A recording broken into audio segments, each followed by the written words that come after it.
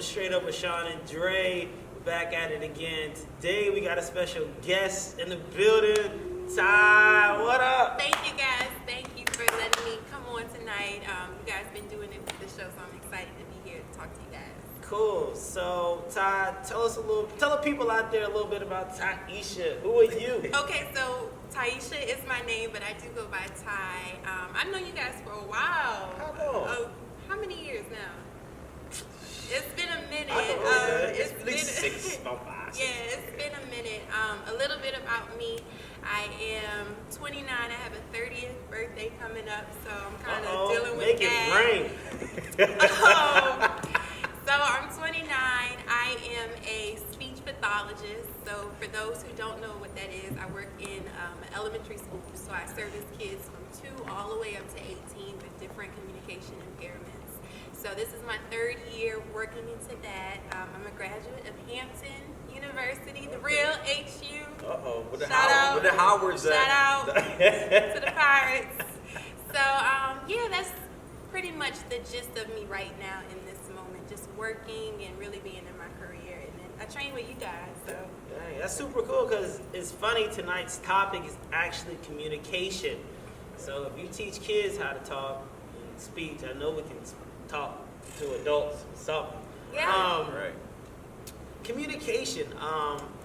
That's almost like that is the language of the world. Communication and I think your ability to understand how to communicate, that sets you up for how far you're actually going to get in this thing called life. Ty, tell me your thoughts on communication and the best forms of it and how it's being delivered today.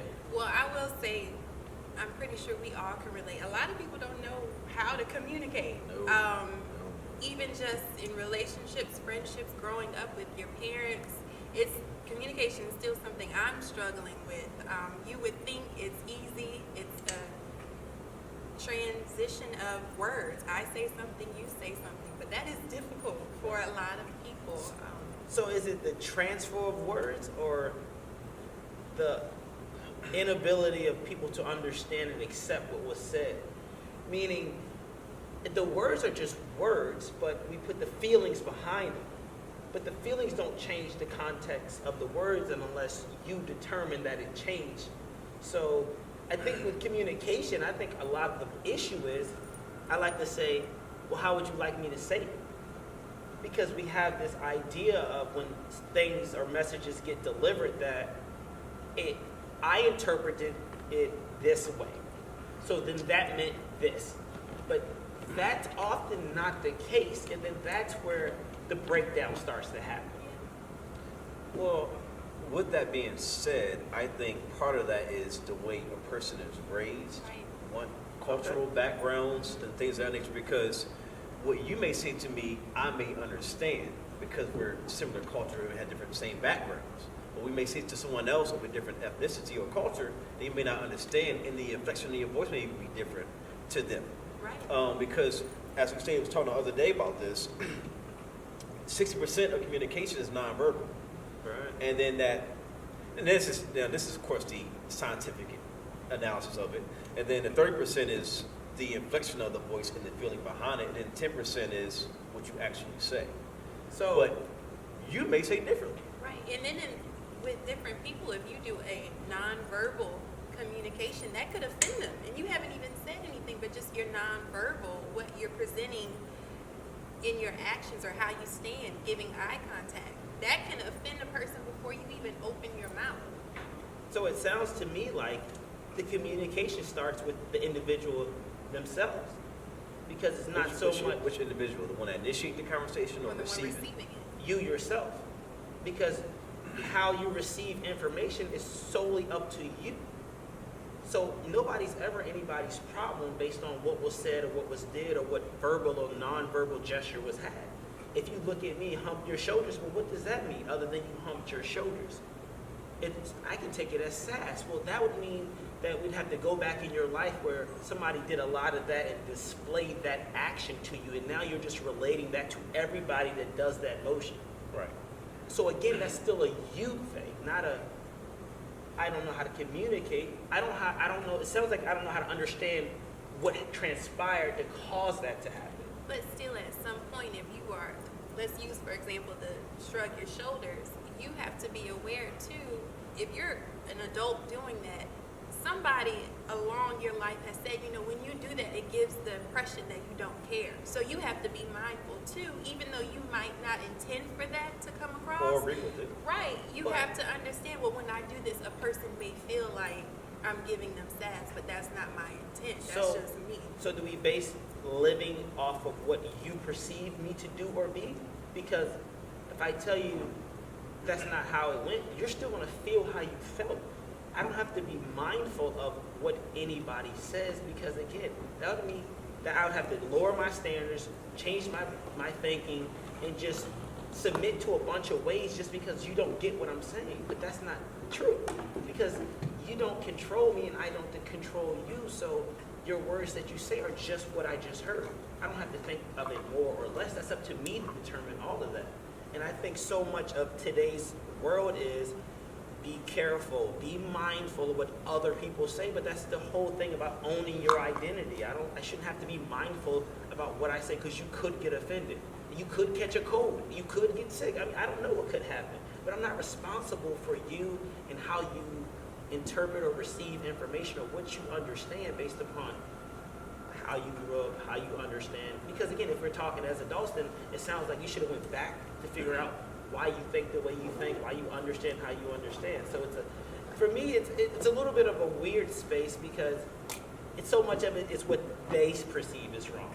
And as soon as you voice your opinion, you're wrong or you're rude based on how they just choose to look at it. Well, why don't you look at it through my lens and then you're no longer instantly rude or feel no kind of way because I watch you over here. But that's, with communication, I think that's the struggle. For Dre, for you to have a point of view and a perspective, Ty, for you to have one, for me to have one, we all gonna disagree and that just be okay. But you know what we all do? What's that? We all compromise. Right. Based off, that's what communication is. The ability to receive, maybe this, I might not agree with it, but I receive your information and I process it. I might not agree, but I receive it. As you're sending that signal, what you're saying, I'm like, well, and then it's the learned behavior portion of it. Well, What it's like, the way some of that is due to work and currency. Right. So I gotta compromise because I'm fearful. right? So then that's a whole nother space that you're in because you're afraid of things and now you're being controlled by other people. So now you're still not getting your point across because I'm having to compromise my views and beliefs because it'll ease the situation or I can get where I need to go. But again, wouldn't it be about owning who you are and then standing on your word and not bending and breaking? I think you can still own who you are and you don't have to compromise, but you can do it in a tactful way. You can still Absolutely. be mindful of how, even though you are in your voice and you want to say what you want to say, despite what a person may react to it, but still being tactful in the possible response you might get from that. Just being aware of, if I say this type of way, this person might react. But why would that be a concern of mine?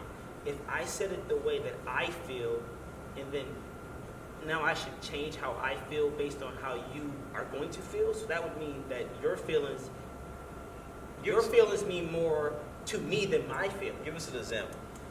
Perfect example was what she just said. Your feelings, my feelings should mean less to me than your feelings. So, no, you feel exactly how you feel, as you should. I don't have to move on how I feel, whether I have to be mindful of how you feel, because I don't determine how you feel. But I think it's important when you're building friendships and families, still being tactful. If you just meet a random person, I think, sure, say what you gotta say and say it however you want to say it. But when you're building bonds with people who you plan to keep in your life, yes, they are going to accept you in how you are and how you voice your thoughts, how you communicate. But still, if you want to form strong bonds, I think you still have to compromise in certain ways. Like if we are going to have a functional and effective communication bond moving forward, I need to be mindful of certain ways that And with that, that would come with me being 100% honest about who I am, how I speak, how I talk, how I view things. And as a friend, that's why we're able to get along with complete strangers, because it's really just the judging thing. You take out the judge in the situation, now everybody's at the same level.